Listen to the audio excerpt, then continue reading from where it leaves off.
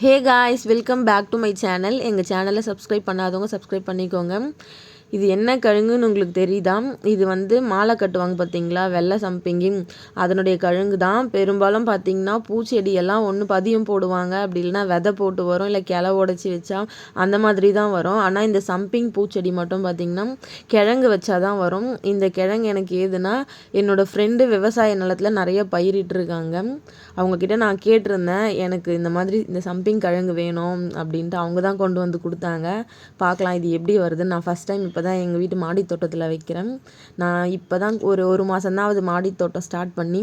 மாடி தோட்டத்தில் என்னென்ன செடிலாம் வச்சா நல்லா வரும் அப்படின்றத எனக்கு கமெண்ட்டில் சொல்லுங்கள் ஃப்ரெண்ட்ஸ், உங்களுக்கு தெரிஞ்சால்.